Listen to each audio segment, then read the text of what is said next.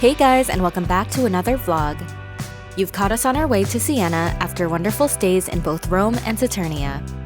Siena is located in the Tuscany region of Italy, which is famous for its rolling hills, vineyards, olive groves, and medieval towns like Siena. We were lucky to find our room was ready for check-in when we arrived a little early.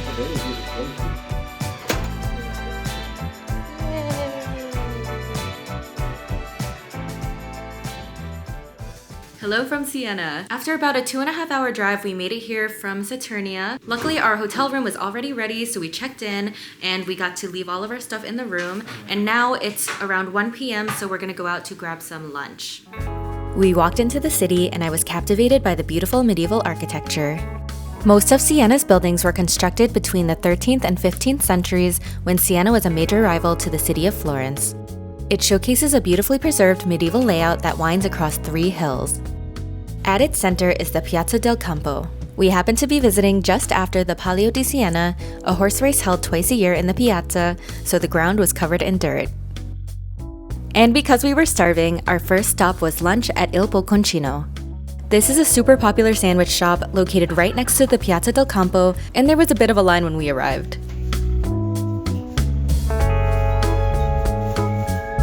I ordered the number 5, which includes porchetta, aged pecorino cream cheese, and caramelized onions. Honestly, I wasn't too big of a fan of it. The caramelized onions are very sweet.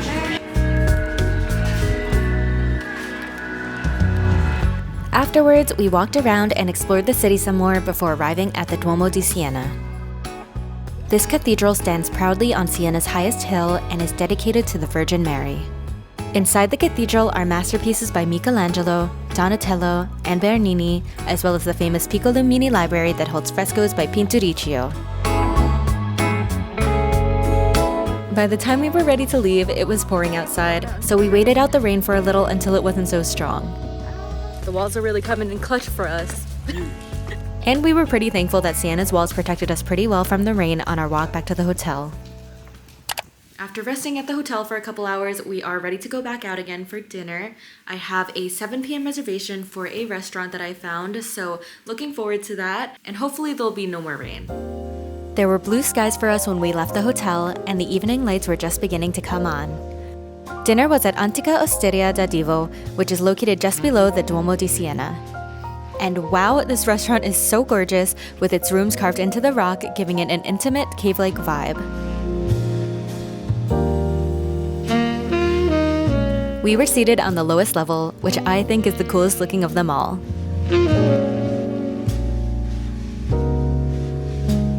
Their menu has a special emphasis on truffles, and I had to order their signature truffle tagliolini.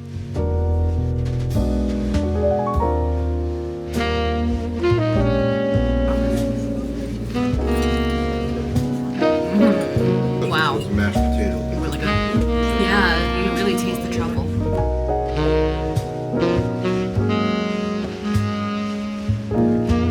After dinner, we explored the city a little bit more before turning in for the night.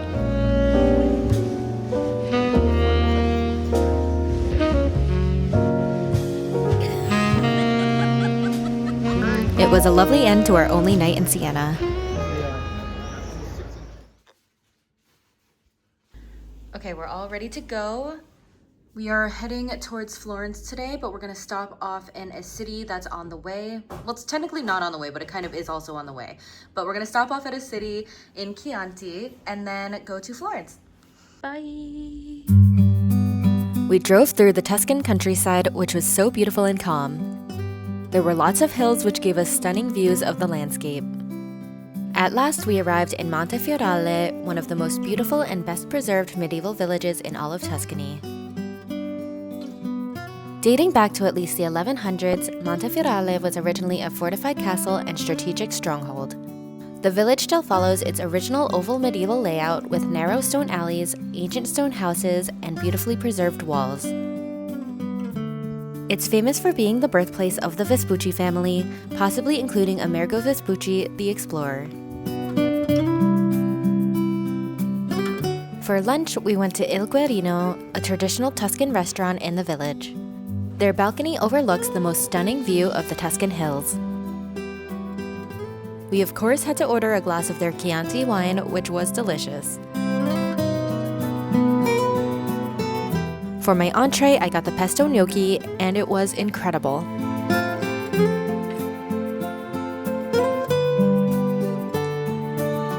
Afterwards, we said goodbye to the village and continued on our way to the city of Florence.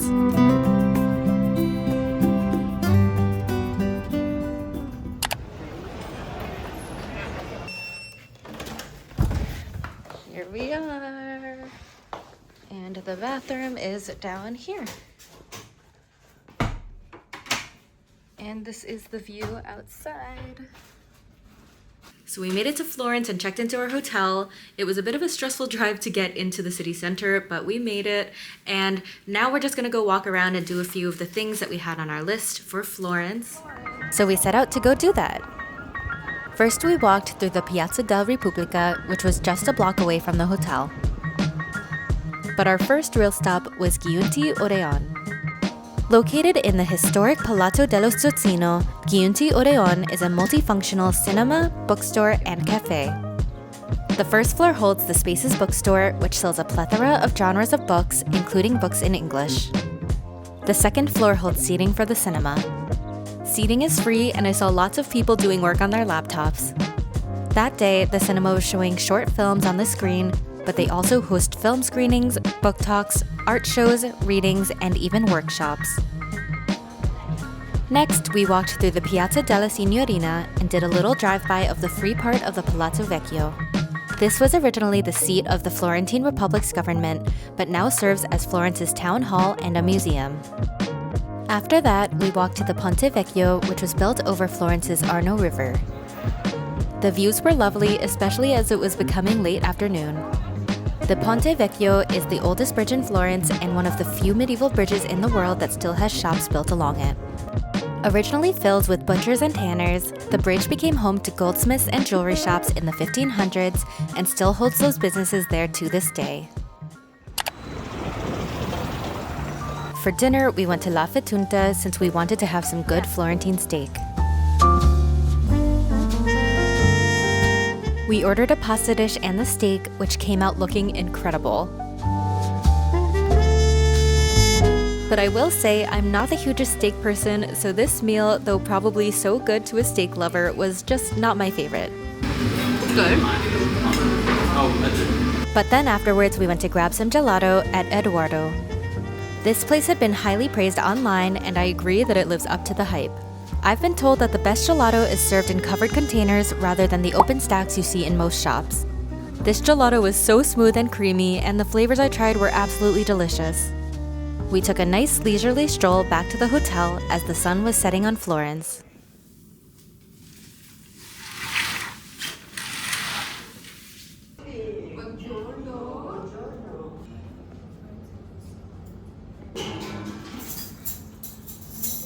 So we finished breakfast, and now we're gonna go to Vivoli, which is the oldest gelateria in Florence. It's really famous for its avocados, so we have to get that. After a short walk, we made it to Vivoli. As mentioned earlier, Vivoli is one of Florence's oldest and most beloved gelaterias, made even more popular for its beautiful avocados. The shop was opened in 1929 and is still family-run to this day. After a bit of a wait, we got our vanilla avocados. Okay, going to try the avocado. Yummy.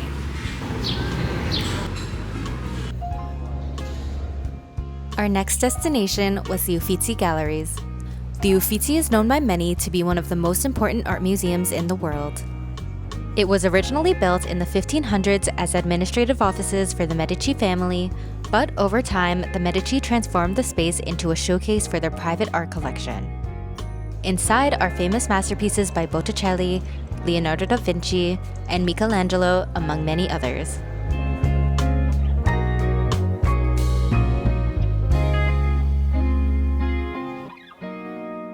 The galleries themselves are stunning, with long corridors lined with ancient sculptures and views over the Arno River.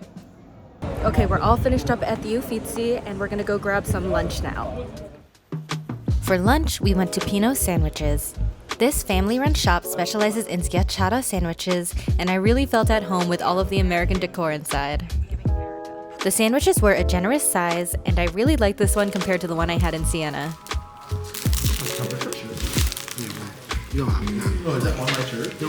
So we're back at the hotel because we have a little bit of time before our next itinerary item, which is a tour of some of the famous spots around the city that we haven't seen yet. We are going to the Duomo, so I did change into an outfit that covers my shoulders and my knees. And yeah, it's just a really beautiful day out today actually, so it's been really nice to just walk around as well.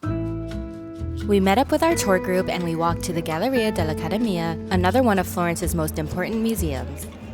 It's most famously known to be the home of Michelangelo's David. Our tour stop was primarily to see and learn about the statue of David, and seeing him in real life felt so surreal. Carved from a single block of marble, David stands 17 feet tall and displays remarkable anatomical detail from veins in the hands to his muscles. He now serves as a global symbol of artistic genius.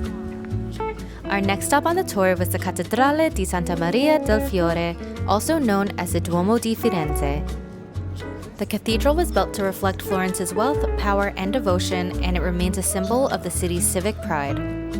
We started on the ground floor of the cathedral, where we got to take in the beauty and grandeur of the space.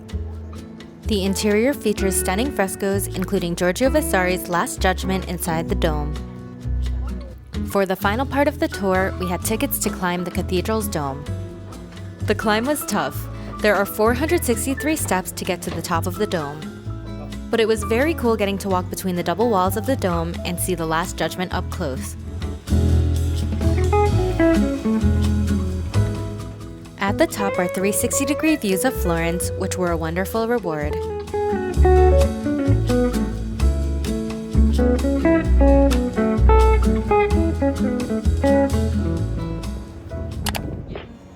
Our tour guide told us that this spot had some of her favorite gelato in the city, so of course we had to try it.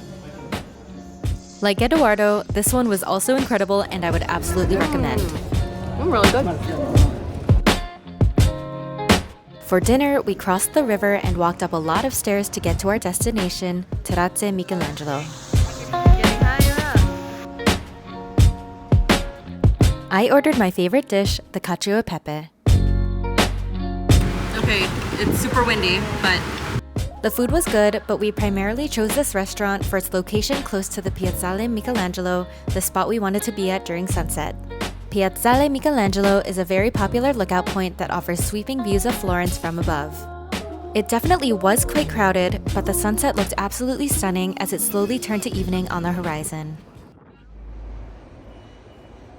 good morning, everyone. So my dad and I made it out to breakfast this morning at the hotel, and now all three of us are going to the Palazzo Pitti, which is about 15 minutes away from our hotel, so we're walking there now. We're leaving Florence today to go to Bologna, so this is our final morning in Florence, and after we go to the Palazzo, we're going to check out of the hotel. We crossed the Arno River on the Ponte Vecchio to reach the Palazzo Pitti. This palace once served as the main residence of the powerful Medici family, but now is home to a collection of museums, including the royal and imperial apartments, which we stopped by first.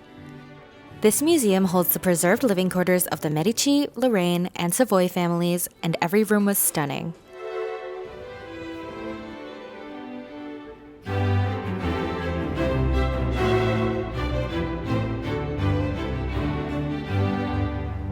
Behind the palace lie the Boboli Gardens, an enormous formal garden filled with fountains, sculptures, grottos, and sweeping views of Florence. It reminded me a lot of the Garden of Versailles.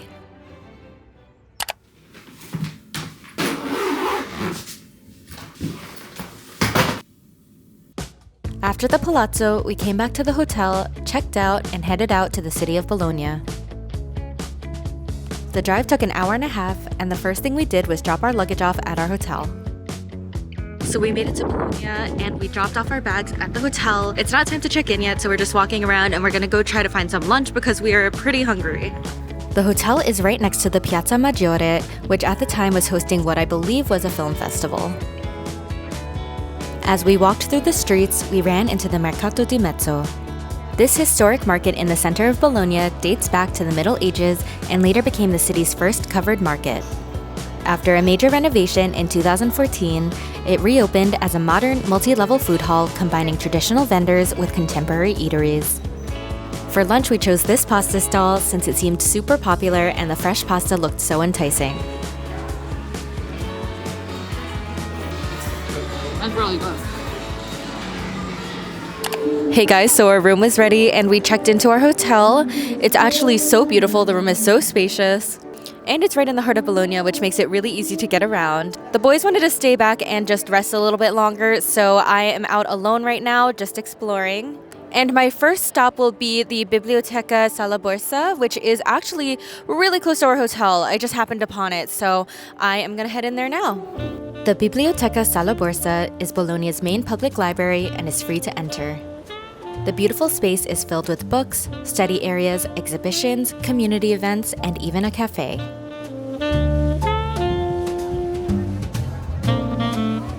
I was really craving some gelato and found Cremeria La Vecchia Stalla, which already had a line forming down the block when I arrived. This spot has so many different flavors available, it was hard to pick just two. Okay, I'm gonna try it. I got salted caramel and stracciatella. Wow. There's like little cookie bits in the salted caramel. This is so good. I continued walking around and eventually visited La Piccola Venezia, or Little Venice. La Piccola Venezia is a charming hidden spot where you can see one of the city's old canals through a small window. Fun fact, Bologna once had an extensive canal system, but most were covered in the 20th century. This little viewpoint is one of the few places where the waterways are still visible. Though they were a bit dry when I visited, the canal was still really beautiful. So I came back to the hotel and we all hung out here for a little bit, but now it is around 7:30 or maybe like 8 p.m. and we are gonna go head out to try to find some dinner. For dinner, we went to Trattoria Pizzeria La Mela. I ordered the tortellini in brodo di carne, one of Bologna's traditional pasta dishes that consists of tortellini in a rich, clear meat broth made from beef. It was really good.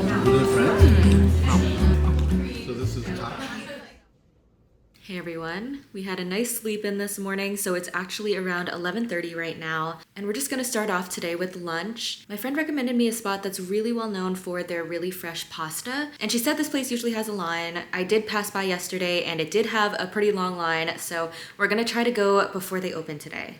This is my outfit of the day, and let's head out.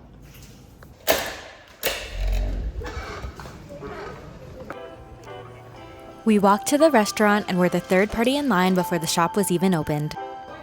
This is Fogliarina, a beloved pasta shop and casual eatery known for its fresh, handmade pasta made daily using traditional techniques. They sell their pasta in the store up front and seat their dining customers in the room in the back. I loved how they bundled the forks and knives in a piece of pasta. I ordered the tortelloni burro e salvia, and although this dish is simple, oh my god was it incredible.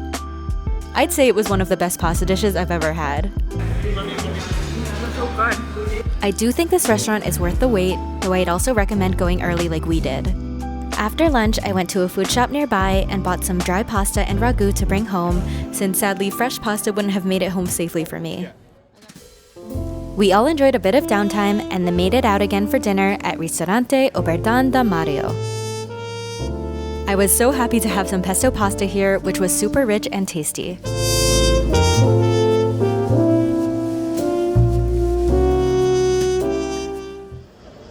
The next morning, we checked out of our hotel and headed further north to meet my dad's friends who live by Milan.